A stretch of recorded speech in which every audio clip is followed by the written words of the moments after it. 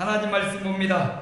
누가복음 4장, 우리가 누가복음 계속 보고 있습니다.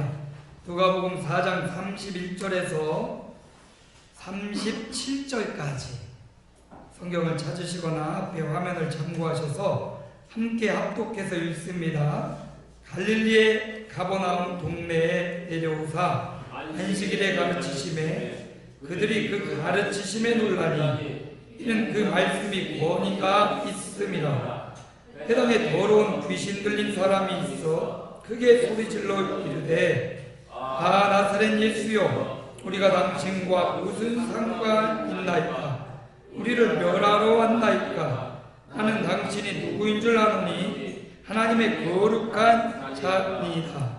예수께서 꾸짖어 이르시되 잠잠하고 그 사람에게서 나오라 하시니 귀신이 그 사람을 무리 중에 넘어뜨리고 나오되 그 사람은 상하지 아니한지라. 다 놀라 서로 말하여 이르되 이 어떠한 말씀인고 권위와 능력으로 더러운 귀신을 명함에 나가는도다 하더라. 이에 예수의 소문이 그 근처 사방에 퍼지니라. 아멘. 크고 위대한 하나님의 평강이 여러분에게, 당신에게도. 할렐루야. 하나님의 평강은 우리를 힘있게 합니다. 우리를 행복하게 합니다. 돈이 좀 들어와도 행복하겠지만 여호와가 주시는 행복을 당할 수 없습니다. 하나님의 평강으로 한 주간 하루 분초마다 이기고 승리하는 주님의 종들 되시기를 축원합니다. 우리 운명이 있습니다.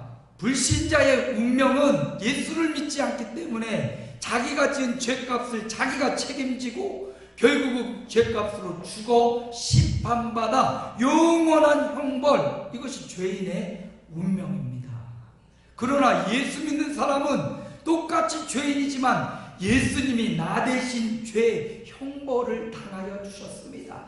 죄값을 예수님이 대신 치러줬습니다. 그래서 예수 믿기 때문에 의인이라 인정받고 똑같이 죽지만 사망이 왕노릇하지 않고 생명이 우리를 주장합니다.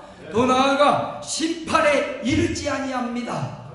상급의 심판만 있을 뿐이지 죄에 대한 심판이 면제합니다. 그래서 결국 영원한 하나님의 자녀, 하나님의 천국에 이르는 것, 이것이 믿는 자의 운명입니다. 예수 믿어 천국 가는 여러분을 축복합니다. 예수 영접해서 영원한 천국을 날마다 누리고 계신 여러분을 축복합니다. 비록 이 땅에는 고난과 아픔이 쉬지 않습니다. 그럼에도 불구하고 우리는 예수 믿기에 천국을 사는 겁니다. 천국이 있으니까 두렵지 않습니다. 고난도 이겨낼 수 있는 것입니다. 예수 믿는 사람에게도 운명이 있습니다. 부모, 자식이 있습니다. 또 형제들이 있고 만나는 관계 속에 우리의 운명이 있습니다. 그런데 예수 믿는 사람의 운명이 점점점 좋은 쪽으로 변형되고 변화되는 역사가 일어나야 될 줄로 믿습니다. 어떻게 우리의 운명을 변혁하는 힘이 있을까? 우리 운명을 변혁시키는 힘은 과연 무엇일까? 그것은 바로 믿음입니다. 무엇이라고요? 믿음입니다. 어떤 믿음인가 했더니 갈릴리 사람들처럼 예수님을 주인으로, 메시아로, 구세주로 환영하고 영접하는 믿음. 어떤 믿음? 그렇죠. 우리 오숙한 권사님이 오늘 똑띠하게 말씀하시더라고요. 영접하는 믿음, 예수님을 나의 주인으로 모셔드리는 믿음. 우리는 하나님이 주인이면 우리는 뭡니까? 종이고 자녀입니다. 뭔 일이 벌어져도 종이 책임지는 법이 없어요. 누가 책임집니까? 주인이 책임지는 겁니다. 그러니 예수님을 주인으로 영접한 사람의 인생은 누가 책임지십니까? 주인 대신 하나님이 책임져 주십니다.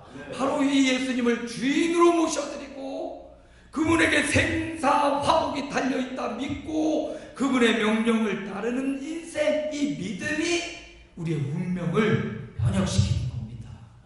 기도하고 사고를 치면 누가 책임져요? 하나님이 책임지는 거예요. 기도하고, 제가 전제를 붙였어요. 기도하고 믿음으로 행하면 주님이 책임져 주십니다. 아멘.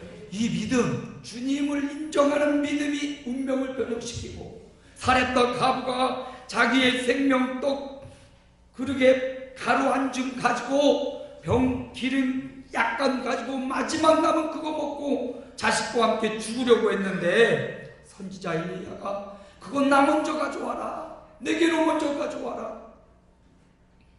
처절한 상황이지만 이 여인이 생명을 걸고 주님 앞에 먼저 말씀을 지하여 드렸더니, 하나님이 그의 떡반죽 떡통에 가루가 닿음이 없는 복을 주시고, 기름병에 기름이 닿지 않는 복을 나누어 주셨습니다.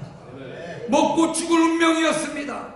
근데 그 운명이 완전히 바뀌어서 통에 가루가 닿지 않고 병에 기름이 닿지 않는 운명으로 자식이 죽어 엎드러졌는데, 선지자가 기도하니까 자식이 살아나는 운명으로 생명을 걸었더니, 물질적 필요뿐만 아니라 생명까지도 살아나는 역사가 일어났어요.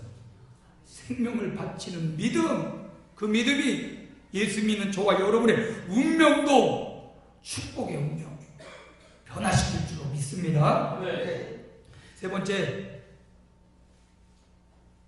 운명을 변화시키는 믿음은 나아만 장군을 통해서 보여줬습니다. 내 생각, 내 자리, 내 물질, 내 부귀, 내 자존심, 이걸로는 운명이 변화되지 않아요. 그걸로는 여전히 나병에 걸려 죽을 운명 그대로입니다. 그런데 선지자의 말씀, 하나님의 말씀에 의지해서 내 자존심, 내 의지, 혹은 내 생각과 내 경험, 이거를 굴복시키니까 어린아이와 같이 깨끗하여졌더라. 아멘. 아멘. 그렇습니다. 나를 굴복시키는 거예요. 날마다 나는 십자가에서 죽노라. 날마다 자기를 부인하고 십자가를 지고 나를 따를 것이라 주님이 말씀하셔요. 내 생각, 내 지혜, 내게 있는 경험, 이것이 내 운명을 변혁시키는 게 아니에요. 내 똑똑한 두뇌, 부모님으로부터 물려받았지, 그걸로 내 운명이 변혁되는 거 아닙니다. 나만처럼 나 자신을 하나님 앞에 굴복시킬 때, 자존심도 굴복시키고 내 의지도 굴복시키고 경험도 굴복시킬 때, 나만의 운명이 변혁되는 역사가 일어났습니다. 네. 지난 한 주간 저는 이 말씀을 묵상하면서 하나님이 내 운명을 변혁시키고 있구나, 하나님 앞에 생명을 걸고 주님을 영접하고 주님 앞에 내 자존심과 내 모든 것 굴복시킬 때 하나님이 나의 종의 운명을 변혁시키고 위임식을 합니다. 아멘. 여러분이 찍어서 한 것 같지만 저는 하나님이 여러분의 손을 움직이시고 여러분의 마음을 움직이시고 우리 교회를 움직이셔서 우리 교회 이제 생명 걸고, 그전에도 그랬지만 여전히 변함없이 하나님이 제 운명을 변혁시켜 주심을 믿습니다. 아멘. 오늘 왜 이렇게 우리 교우들이 많아 보이죠? 그죠? 오늘 그냥 꽉 차 보이네. 제가 여기 있지만 제일 많이 여기를 보거든요. 근데 오늘 여기가 꽉 차 있네요. 다른 1000명, 10,000명 목회하는 분들이 하나도 안 부럽네. 아멘. 하나님이 저의 운명을 변혁시켰듯이 예수 믿는, 생명을 건 자기를 굴복시키는 여러분의 운명을 오늘도 변혁시켜 나갈 줄로 믿습니다. 네. 오늘 예수님 말씀을 봅니다. 예수님이 갈릴리로 내려오셨습니다. 나사렛에서는 예수님을 환영하지 않고 영접하지 않아서 예수님이 그냥 went his way, 영어가 좀 되려고 하는데 자기 길로 그냥 가셨어요. 예수님의 길로 가셨어요. 우리도 주님의 길로 가기를 소망합니다. 네. 저들이 믿든지 아니 믿든지 우리는 주님 가신 그 길 따라가면 됩니다.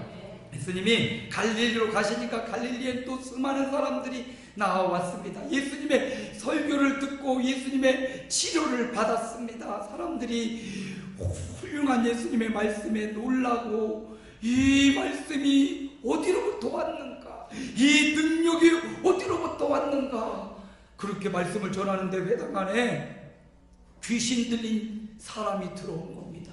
귀신 들려서, 여러분 귀신 들린 사람을 봤습니까?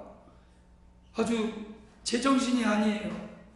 저는 귀신 들린 사람과 함께 그를 위해서 기도하고 막 찬양하고 예배도 드리고, 잠깐 동안 귀신이 나간 것 같은데 그의 삶이 온전해지지 않으니까 다시 더 강력한 영에 사로잡혀가지고 새벽에 막 저 화랑저수지 가서 빠져 죽는다고 해서 전화가 오기도 하고, 한밤중에 막 그 창문을 열고 막 뛰어내린다고 하기도 하고, 이건 제정신이 아니에요. 이건 귀신의 악한 영에 사로잡힌 거예요. 이 악한 영에 사로잡힌 자가 그나마 성전에 나와 있는 거예요. 다행입니다. 다른 곳에 저 화랑저수지에 가 있고 저기 딴 데 가서 옥상 꼭대기가 있으면 말리지 못할 텐데 성전에 나와 있으니 그래도 감사하지요. 여러분, 그러니 우리가 어떠한 형편과 처지에 있든지 성전에 나오길 즐거워해야 됩니다. 우리 마음도 성전이지만 우리 교우들이, 충만한 교우들이 모여있는 이 성전에 올 때 귀신이 떠나갑니다. 악신이 떠나가고, 우리 성가대 찬양을 들을 때 악신이 떠나갑니다. 예, 그러니까 성전에 와야겠다 따라합니다. 성전에 와야겠다. 그래요. 성전에 와 있어야지. 이 시간에 어디 결혼식장 가 있고 어디 친척집 가 있고 어디 딴 데 가 있으면 되겠습니까? 안 되고 예배하고 가세요. 오늘 어떤 우리 집사님은 일부 예배 나오셨더라고. 출근해야 돼서 일부 예배라도 드려야겠다고 오셨더라고. 행여나 여러분 급하게 어디 가실 분은 일부 예배 드리면 됩니다. 아셨죠? 일부 예배 몇 시에 있어요? 9시 반에서 10시면 끝나. 얼마나 빨라요. 초고속으로 쫙 가지만 제가 말씀은 다 전해줍니다. 그러니까 예배해야겠다라는 중심으로 바쁘고 분주해도 일부 예배 나오고, 일부 예배도 안 된다, 새벽 예배도 있네. 주일날 새벽 5시 반부터 예배가 있으니까 목사님 바빠서 못 가요. 핑계치 마세요. 핑계하지 마시고 나오셔서 새벽에 힘들면 9시에, 안 되면 11시, 여러분 자기를 굴복시킬 때 운명이 변형되는 거예요. 귀신 들린 이 사람이 회당에 나와서, 그런데 회당에 와서 예배를 돕는 게 아니라 귀신들은 예배를 방해해요. 당신이 누굽니까? 이상한 소리를 내고 막 기비한 소리를 내고 하나님의 말씀을 가로막으면서 그렇게 말을 하고 있습니다. 오늘 말씀에 보니까 귀신이 크게 소리질러 이르되 33절 34절 나사렛 예수여, 우리와 당신과 무슨 상관이 있나이까? 우리를 멸하러 왔나이까? 그럼요, 마귀를 멸하고 귀신을 멸하러 예수님이 오셨죠. 나는 당신이 누군 줄 아느냐? 하나님의 거룩한 자니이다. 귀신은 예수님이 누군지를 정확하게 안다니까요. 예? 우리는 예수님이 누군지 가끔씩 헷갈릴 때가 있어요. 내가 왜 나에게 이런 고난을 주시는지, 하나님이 정말 계신지 우리는 헷갈려도 귀신은 헷갈리지 않아요. 예수님이 누군지 정확하게 안다니까요. 귀신도 아는 예수님을 우리가 몰라보면 되겠습니까? 그렇게 귀신같이 알아보고 크게 소리 지르며 예수님의 말씀을 방해하는 거예요. 그러니까 예수님이 뭐라고 말씀하십니까? 35절에 예수님의 말씀 함께 있습니다. 잠잠하고 그 사람에게서 나오라. 한 번 더, 잠잠하고 그 사람에게서 나오라. 예수님이 그렇게 귀신 들린 사람을 향하여 잠잠하고 그 사람에게서 나오라 말씀하시니까, 귀신이 그 사람을 무리 중에 넘어뜨리고 나오되 그 사람은 상하지 아니한지라. 귀신에 신접한 사람들은 그 귀신이 나갈 때 반드시 그 몸에 상처를 입히고 아프게 하고 괴롭게 하고 약하게 하고 나가요. 그런데 예수님의 말씀 앞에 그 사람은 상함을 입지 않고 귀신은 떠나가고 치료가 일어나고 회복된 역사가 있었습니다. 오늘 이 시간에 우리 마음의 생각과 심령이 상쾌하지 못하고 두렵고 떨리고 공포스러운 이런 악한 영이 우리를 다스리고 있다면 이 시간 주님의 음성을 들으시기 바랍니다. 잠잠하고 그 사람에게서 나오라. 떠나갈 줄 믿습니다. 이런 일을 본 갈릴리 사람들이 깜짝 놀라는 겁니다. 어떤 말씀이기에, 어떤 권위, 어떤 능력이기에 말씀 한마디에 귀신이 떠나가고, 말씀 한마디에 죽어가던 사람이 고침받고, 말씀 한마디에 바람과 풍랑도 잠잠해지는가? 이 어떠한 능력이기에 36절 이 어떠한 말씀이고 권위와 능력으로 더러운 귀신을 명함에 나가는도다. 오늘 이 시간 예수님께 있는 그 능력, 말씀 한마디에 귀신이 떠나가, 말씀 한마디에 파도가 잠잠케, 말씀 한마디에 병자가 고침받고, 말씀 한마디에 온 말씀을 듣는 사람들이 감동하는 이 능력, 예수님의 이 능력은 과연 어디에서 오는 것일까? 말씀의 제목입니다. 예수님의 이 능력, 그 능력은 어디에서 오는지를 살펴보려고 합니다. 예수님의 능력은 어디에서 오는 것일까? 첫 번째, 예수님의 능력은 32절을 읽습니다. 32절 앞에 띄워주셨죠? 32절 함께 읽습니다. 그들이 그 가르치심에 논란이 이는 그 말씀이 권위가 있음이로라. 그 능력은 하나님의 말씀에서 오는 겁니다. 그의 메시지가 권위가 있었다라고 말했습니다.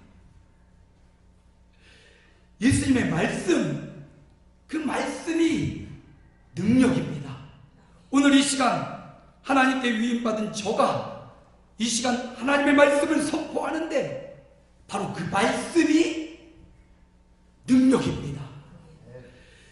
수많은 선지자가 있습니다. 아브라함도 하나님의 말씀이 임하니라, 여호수아에게도 하나님의 말씀이 임하니라, 사무엘에게도 하나님의 말씀이 사무엘 위에 있더라, 솔로몬에도 하나님의 말씀이 임하니라, 엘리야 선지자에게도 하나님의 말씀이, 이사야, 또 예수님, 또 예레미야, 에스겔, 요나, 수많은 선지자에게 뭐가 임했다고요?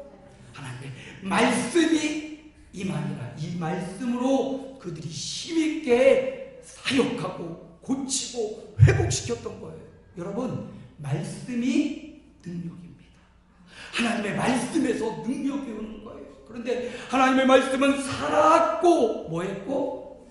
살아있다고요. 살아있다고. 우리 친구야 성경이 이렇게 있지만 그냥 글씨가 아니에요. 이 말씀을 내가 깊이 묵상하고 내 마음에 되뇌이고 말씀에 갖고 있으면 이 말씀이 살아서 움직이는 게 경험되어집니다. 세상의 책, 좋은 책들은 그냥 재미를 줄 줄 몰라도 우리 영혼을 살아 움직이게 못해요.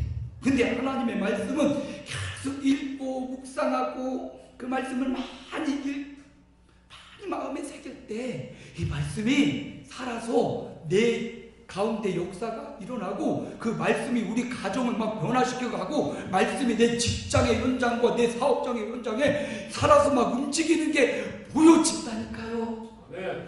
말씀이 능력입니다. 다른 게 능력이 아니에요. 주머니에 지갑이 막 늘어나는 게 능력이 아니에요. 내 직장에서 직책이 막 늘어나는 게 올라가는 게 이게 능력이 아니에요. 그것도 작은 능력은 됩니다만 진짜 능력은 하나님의 말씀이 내 안에 있는가? 살아있는 말씀이 내게 있는가? 그것이 능력되니까 아무것도 두렵지 않고 당당하고 힘있는 삶을 살아가요. 하나님의 말씀이 그곳으로부터 바로 능력이 옵니다. 예수님의 메시지는 권위가 있었다. 여러분, 이 시간 종이 전하는 하나님의 말씀을 권위 있는 말씀으로 받아들이고 그의 메시지가 살아있어 그 말씀 붙잡고 오늘 능력이 어디서부터 오는가? 말씀으로부터 오는구나. 이 말씀을 붙잡고 여러분의 한 주간의 삶에서 여러분의 생애에서 내 말씀을 붙잡기를 축원합니다. 수많은 성경의 말씀이 있지만 내 인생을 살리는 말씀, 고난 가운데 붙잡을 말씀, 단 한 구절이라도 괜찮아요. 단 한 절이라도 괜찮아요. 그 말씀, 내 마음에 와닿는 말씀이 있다면 그 말씀을 확 붙잡으시길 축원합니다. 저는 이사야 26장 3절에 주께서 심지가 견고한 자를 평강하고 평강하도록 지키시리니 이는 그가 주를 신뢰함이니이다. 저는 이 말씀 너무 좋아서, 물론 말씀이 다 좋지만 그래도 그 말씀들 가운데 또 뽑는다면 주께서 심지가 견고한 자를 평강하고 평강하도록 지켜주신다. 이는 그가 주를 신뢰함이라고. 제가 주님을 신뢰합니다. 하나님이 평강하고 평강하도록 더블 평강을 나누어 주시는 줄로 믿습니다. 그래서 그러려면 내 심지가 견고해야겠구나. 내 심지가 마음의 기준과 하나님을 의지하는 이 마음이 흔들리면 안 되겠구나. 심지가 견고한 자에게 평강을 나눠주신다고 했으니까. 이 말씀을 저는 흔들릴 때마다, 힘들 때마다, 어려움이 올 때마다 주께서 심지가 견고한 강홍기를 평강하고 평강하도록 지키시니 이는 강홍길이 주님을 신뢰함이니이다. 이렇게 제 삶에 적용시키고 내 말씀으로 받아서 힘들 때, 고난의 터널을 지날 때 이 말씀을 되뇌이고, 또 힘이 나고 능력이 날 때도 이 말씀을 되뇌어서 이건 네 능력으로 된 게 아니야, 이건 네 힘으로 된 게 아니야, 하나님이 평강을 나려 주시지 않으면 네가 이 위치 이렇게 살 수가 없어. 그래서 그 말씀으로 저를 또 조절하고, 또 그 말씀 앞에 또 겸손해지고, 또 그 말씀으로 용기를 얻고 힘을 얻고. 여러분의 말씀은 무엇입니까? 하나님이 여러분을 일평생 붙잡고 가는 말씀은 무엇입니까? 다 좋아요? 이 말은 하나도 없어요, 이 말이에요. 그러니까 여러분, 다 좋지만 그 중에 여러분의 마음과 심령을 탁 때리는 그 말씀을 찾아내야 돼요. 찾아내려면 부지런히 읽어야죠. 올해 안에 성경 몇 독 이상, 올해 안에 전도 몇 명 이상, 올해 안에 공예배 일주일에 몇 번 이상. 이거 구호가 아니에요. 이게 바로 우리 교회가 실천해야 될 목표이고 사명입니다. 조금 5개월 지나가니까 성경 읽는 것도 좀 뜸해지고 막 그러는데, 그냥 정신을 차리고 올해 이 목적을 이루자. 성경을 읽고 다 만나는 사람마다 열심히 전도해서 2명 이상 교회 좀 인도에 내려오고, 일주일에 3번 이상 공예배 참석해서, 제가 예배 몇 번이나 있나 보세요. 주일날만 새벽 1부, 2부, 1시 다음 세대 예배, 오후 찬양 예배, 주일날만 일단 5번이, 월화수목금토까지 6번에 또 새벽 예배가 있죠. 그러면 11번에다가, 그 다음에 금요 기도회 있죠. 12번에다가 수요 예배 있죠. 13번. 최소 우리 교회에서 공식적으로 드려진 예배가 몇 번? 13번. 그 중에 몇 번만 참석하면 돼요. 3번 이상. 이걸 못하면 어떡합니까? 13번 중에 3번을 참석하지 못하면 게으른 종이에요. 정말 게으른 종이에요. 에이, 그러면 안 되겠죠. 그러니까 집이 멀다고 핑계하지 말고 뭐 하라고? 집이 멀면 이사 오세요. 난 집 멀어도 잘 다닐 수 있어. 그러면 이사 가셔도 돼요. 제주도로 가셔도 된다니까. 아무 말 없이 나오는데 뭘 이사를 와요. 근데 너무 먼 것 같아. 이사 부곡동 땅값 오른대요. 집도 지어지고 아파트도 져진대요. 별로 뭐 반응이 없네요. 나 단동네 사니까. 여러분, 일주일에 공예배 3번, 몇 번? 3번 이상 3번 이상 나와야 주의 종과 함께 말씀의 코드를 맞춰가요. 여러분이 세운 목사님이 있는데 코드를 다른 목사님하고 자꾸 맞춰. 장경도 목사님하고 맞추고, 오정현 목사님하고 맞추고, 훌륭한 사람하고 아무리 맞춰봤자 저랑 코드가 안 맞으면 교회가 평안할 수가 없어. 그러니까 여러분이 세우신 여러분의 종, 저에게 코드를 맞추고, 저의 성경적 시각에 코드를 맞추고, 이렇게 나갈 때 하나 되고 평안해지고 부흥할 수 있습니다. 자기 생각도 있고 여러분의 사상도 있지만 저와 맞춰야 돼요. 이제 어쩔 수 없어. 맞추기 싫으면 토요일날 와서 반대요. 마지막 거기 반대하면 그럼 쫑 나는 거예요. 예? 그러니까 여러분 그러지 않을 거면 저랑 계속 맞추기로 여러분이 서약하고 약속한 거예요. 그러면 일주일에 3번 이상은 만나야 돼. 주일은 1번입니다. 주일날 아침 예배, 오후 예배, 뭐 찬양 예배 했다고 이거 3번 아니. 주일은 무조건 1번. 그 외의 날에 2번을 채워야 돼. 그래서 공예배 몇 번? 3번. 3번 이상. 그래야 하나님의 말씀이 강단으로부터 흘러가요. 수많은 훌륭한 목사님들 인정합니다. 말씀이 좋고 능력 있는 목사님 인정합니다. 있어요. 그렇지만 우리가 그 교회 성도는 아니잖아요. 우린 아름다운 교회 성도잖아요. 그러니까 우리 교회 목사님 부족하고 어리고 미련해도 저하고 맞춰갈 수밖에 없다니까. 그게 우리의 운명이에요. 제 설교가 마음에 안 들면 저를 위해 기도하라니까. 여러분 책임이에요. 여러분이 기도 안 해서 말씀이 안 나가는 거예요. 지금 왜 이렇게 야단치고 소리치냐. 여러분이 그렇게 하라고 기도하는 거예요.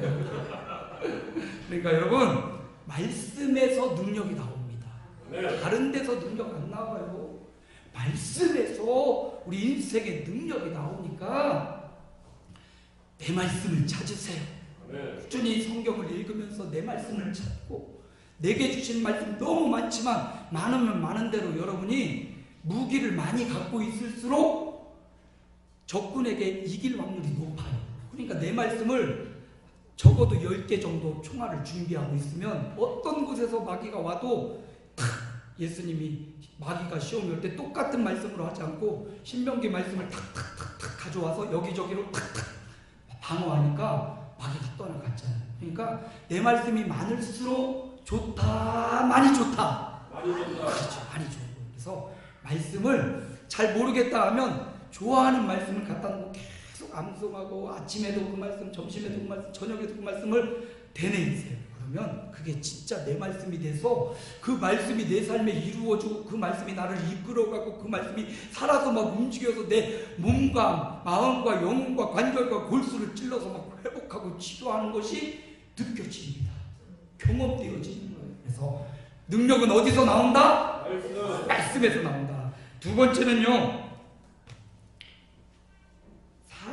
33절을 읽습니다. 함께 읽습니다.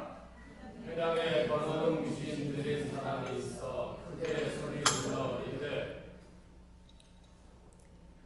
어떤 사람이 있습니까? 어떤 귀신입니까? 귀신은 더럽습니다. 더러운 걸 좋아하고 우리의 마음과 생각을 또 몸을 더럽힙니다. 깨끗한 청결함이 영성이라고 했습니다. 우리도 지저분하면 가다가 괜히 그냥 휴지 있는 것도 지저분하면 버리고 싶어요. 침도 한번 뱉고 가고 싶어요. 근데 깨끗하면 차마 내 뭐가 쓰레기가 있어도 버릴 때를 찾아요. 못 버립니다. 요즘 우리 성전이 그렇죠. 요즘 우리 성전이 막 반들반들 어디다가 버려야 될지 모르겠어요. 주머니에 있다가도 차마 못 버리겠어. 여러분 깨끗함, 청결함 이건 영성과도 관련이 있습니다. 내가 너무 지저분하게 집안도 너무 지저분하게 살면 이거 좀 문제가 있는 거예요. 정리정돈 잘 하세요. 유찬이 좀 정리하라고 했더니 오늘 안 왔네. 기가 막히게 안 온다니까 유찬이가 오면. 자기 방 또 자기가 사는 곳을 잘 정리정돈해야 돼요. 이게 그냥 일반적이지만 연결되어 있습니다. 그래서 깨끗하게 정리정돈, 청결함이 영성과 관련이 있어요. 귀신은 더럽혀요. 우리 마음과 생각을 더럽히고 또 우리의 몸도 더럽히고 생각도 더럽히고 인생을 더럽히는 게 귀신이 하는 일입니다. 그 더러운 귀신이 회당 가운데 와서 예수님의 그 권위 있는 메시지를 방해하고 크게 소리를 지르고 있습니다. 방해하고 있어요. 그런데 예수님이 그 귀신 들린 여인을 불쌍히 여기셔. 예수님이 이 땅에 오신 목적은 인자가 섬김을 받으려 함이 아니라 도리어 섬기려 하고 많은 사람의 대속물로 주려 함이니라. 예수님이 오신 목적은 섬기려 오셨어요. 이 섬김의 사명을 위해서 귀신 들린 여종이 회당에서 지금 큰 소리로 지르고 있는데 이 여종을 불쌍히 여기고 긍휼히 여기고, 이 여인 때문이 아니라 이 여인을 조종하는 악한 영, 귀신이 이 여인을 지금 조종하고 있고 더럽히고 있잖아요. 예수님이, 마귀가 말하죠. 귀신이 34절에 보니까 우리가 당신과 무슨 상관이 있나이까? 우리를 멸하러 왔나이까? 아마 이런 소리로 말했을 거예요. 귀신이. 아니, 듣기 좋은 소리로 말을 안 했겠죠. 그러니까 예수님은 그렇게 왔죠. 귀신을 멸하러 왔잖아요. 마귀를 멸하러 오신 분이 예수님이시잖아요. 그런데 그 말에 아무 반응을 안 하고 예수님은 잠잠하고 그에게서 나오라 귀신을 향하여 명령하셔서 그 여인의 아픔, 귀신 들려서 자기 마음대로 살지 못하고 자기 생각대로 살지 못하고 귀신에 억눌려서 살아가던 불쌍한 인생을 예수님이 섬겨주셨어요. 예수님이 오신 목적은 우리를 우리 죄에서 구원하시려고 오셨어요. 그 구원의 거룩한 사명을 위해서 예수님이 귀신 들린 이 사람을 섬겨주고 있는 거예요.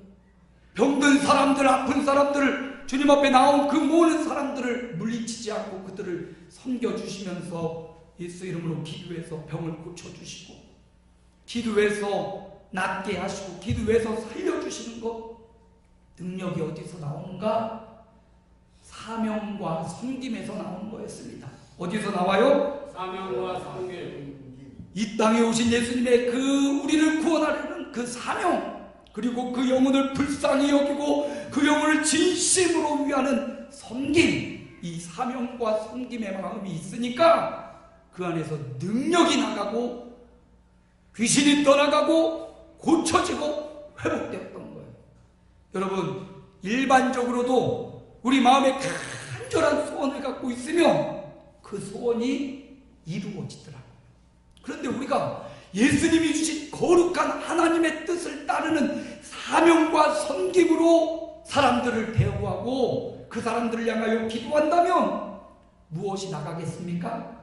능력이 나가는 거죠. 귀신이 나가기 전에 우리에게서 능력이 나오는 거예요. 섬김과 사명에서 능력이 나갑니다. 케냐 강령의 선교사님이 와서 간증했잖아요. 자신의 힘으로 무언가 해서 해놓았는데 다 망가지고 쓰러져 있다가 다시금 주님의 힘입어서 다시금 그 영혼을 바라보고 그때 그 마음이 새로워지고 다시금 일어나서 사명을 감당해 나가고 있다고 말씀하셨어요. 내가 높아지려고 하고 내가 섬김받으려고 하면 능력이 나가지 않아요. 오히려 내가 섬기려고 하고 하나님이 내게 주신 그 사명을 잘 감당하려고 하다 보면 하나님이 감당할 힘과 능력을 부어주십니다. 이번 주 토요일이면 우리가 위임을 받고 장로 취임, 안수 집사, 또 권사 취임을 합니다. 우리가 섬김을 받으려고 위임을 받고 취임하고 임직하는 게 아니라 더 섬기려고 하나님은 우리 교회를 향하여 우리 가정과 직장과 이 나라 민족을 위해서 주신 그 사명을 부여받고 더 섬기려고 직분을 받는 겁니다. 우리의 직분은 계급이 절대 아닙니다. 더 많이 섬기라고 하나님이 주시는 그런 책임감이고 그런 영광스러운 직분입니다. 섬길 때, 사명을 감당할 때 하나님 우리에게 능력을 더하여 주십니다. 어제 우리 토요일마다 운동장 가서 축구를 하는데 어제는 중학교 2학년과 또 선배들하고 반 나눠서 막 축구를 하는데 아이고 처음 뛰는데 막 너무 힘들겠어요. 그냥 공이나 한 번씩 찼지 게임은 잘 안 했는데 게임에 들어가서 하니까 막 기를 쓰고 막 뛰니까 발에 막 쥐가 나고 막 그래도 그냥 하는데 애들이 나 강은희 교회 목사님이야 나도 시켜줘 그랬더니 안 해요 하지 마요 할 줄 알았더니 네 하세요 수비 좀 봐주세요 해서 수비를 이렇게 보면서 오면 뭐 공 뻥뻥 쳐도 우와 씨 개 잘해 저보고 개 잘한대요. 그러면 그때 저는 막 기를 쓰고 애학을 쓰고 사명을 감당하려고 수비 사명을 감당하고 막 공을 뻑뻑 차고 있는데 애들이 직자들이니까 신이 나더라고요. 근데 올 때 보니까 애들이 목사님인 걸 아니까 목사님 안녕히 가세요 또 오세요 막 하고 이렇게 한손하면 보내주더라고요. 네. 사명을 위해서 왜 그 자리에 있었더니 그래도 공을 찰 수 있는 능력을 하나님이 주시더라고요. 그들을 또 섬기는 마음으로 애들 또 친해지다 보면 우리 교회 또 올 줄로 믿습니다. 결국 제 목적은 거기 있죠. 이 영혼들을 어떻게 친해져서 결국 그리스도로 인도하고 예수님 만나게 하는 것. 우리 교회 꼭 아니더라도 부교교회도 가고 아멘교회도 가고 주변 많은 교회 가고도 아이들이 많더라고. 제가 다 감당 못하니까 예수 믿게 하는데 여기 목적이 있어요. 그 목적을 위해서 가서 열심히 뛰었더니 허리가 아파요 지금. 종아리도 아프고 하지만 이 사명을 감당하려고 나가서 뛰다 보니까 하나님이 힘을 주시더라고요. 아멘. 여러분 사명과 섬기려고 할 때 하나님은 능력을 더하여 주십니다. 아멘. 내 목적, 내가 더 잘 살고 내가 떵떵거리고 내가 사람 앞에 이렇게 하려고 그러면 하나님이 능력 안 주시더라고. 근데 내가 어떻게 하면 교회를 더 잘 섬길까? 어떻게 하면 더 영혼을 사랑할까? 이 사명 가지고 하면 하나님이 물질의 복도 주시고 건강의 복도 주시고 아멘도 없네. 지혜의 복도 주시고 하나님이 명철의 복도 주시고 자녀의 복도 주시고 사명 감당하겠다는데 하나님이 안 주시면 가짜죠. 분명히 저는 믿습니다. 사명 감당하기 위해 달라고 하는데 반드시 하나님이 능력 주십니다. 마지막 세 번째 가장 중요한 겁니다. 어디에서 능력이 나오는가? 34절 함께 읽습니다. 우리가 당신과 무슨 상관이 있나이까?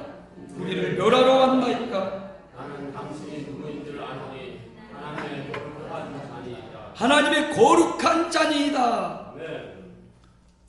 하나님의 거룩한 자니이다. 귀신이 예수님을 알아봤습니다.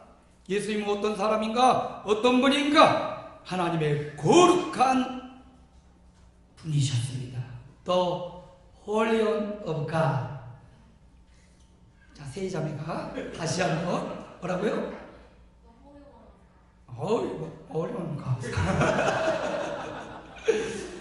여기 보면 하나님의 거룩한 그분이란 말이에요. 하나님의 거룩한 분. 능력이 어디서 나오느냐? 거룩함에서 나옵니다. 거룩함이 능력입니다. 구별되이 살아가는 그것이 능력입니다. 말씀과 기도로 거룩해진다고 했습니다. 저와 여러분이 하나님의 말씀을 듣고 또 연구하고 말씀과 기도할 때 바로 그곳이 그 사람이 거룩한 사람이고 그 거룩한 사람으로부터 능력이 나가고 귀신이 떠나가고 고쳐지고 살려지는 역사가 있는 거예요. 거룩함. 사명은 어떻게 보면 다른 사람을 살리는 거라면 거룩함은 나 스스로 하는 거예요. 이 거룩함은 다른 사람에게 보여지는 거룩함이기보다 하나님 앞에서 내가 거룩함을 유지하는 거예요. 하나님 앞에서 구별된 삶을 살아가요. 세상에 살아가지만 세상 사람들의 가치관과 세상 사람들의 유행과 풍조에 휩싸이지 않는 것, 하나님의 말씀으로 살아가는 것이 거룩함입니다. 여러분, 우리 매형이 굉장히 신사해요. 예수는 안 믿는데 굉장히 인격적이고 가정적이고 우리 매형이 굉장히 자상합니다. 일평생 돈 벌어서 누나 다 갖다 주고 집 사고 자녀들 참 사랑하게 잘 길러요. 근데 이 우리 매형이 술을 좋아해. 뭐를 좋아해요? 술을 참 좋아하는데 절대로 많이 안 먹어요. 소주 한 병. 딱 거기서 끊어. 소주 한 병 정도만 딱 마시고 주사가 없어요. 아주 신사적인 술 먹고 조용히 들어가 주무시고 얼굴만 빨개지고 아주 좋은 기분에서 술을 딱 절제하고 딱 가서 절대로 많이 마시질 않죠. 근데 딱 그거 마셔. 그래서 제가 누나한테 누나 이렇게 술 마시고 이렇게 그래도 가정적이고 이렇게 자상하고 또 주사도 없고 술은 마시지만 그 누나 참 행복하겠어. 그랬더니 누나가 하는 말이 야, 술 마시면 똑같아. 아무리 신사적이어도 아무리 얌전해도 술 마시면 한 병 마시면 했던 말 또 하고 했던 말 또 하고. 예? 그런가요? 경험을 해서 그런가?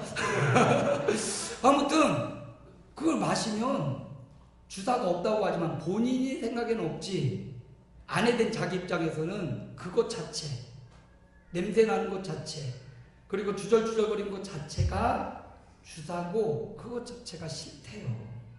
여러분, 술, 뭐 때로는 우리 흥을 돋구기도 하고 기분을 좋게 하기도 하는 술, 우리나라 사람들은 절제가 잘 안 되잖아요.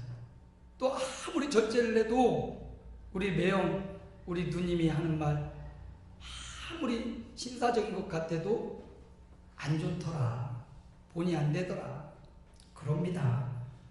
무슨 말 하려는지 알겠죠? 예? 끄떡끄떡 해보세요. 아이고 난 안 마시니까 하고 속이지 말고 술을 먹고 안 먹고보다 더 중요한 건 죄책감이 드는 게 더 문제예요. 그거 먹고 나서 양심에 막 죄책감을 느껴서 막 그런 사람들이 있잖아요. 그럼 죄책감 없이 막 먹어야지? 그것도 아니고요. 가능한 성령의 술 취하기 바랍니다. 육신의 술은 우리를 실수하게 만들어요. 아무리 신사적인 사람도 실수하게 된다니까요. 예. 그러니까 술 취하지 말고 성령의 술을 취하면 그런 알딸딸한 기분이 아니어도 성령으로 알딸딸해지면 기분이 좋습니다. 술 먹고 알딸딸해지면 그 다음날 머리가 아프고 힘들어요. 지장이지만 성령에 취하면 아주 기분도 좋고 그 다음날도 일평생 행복합니다.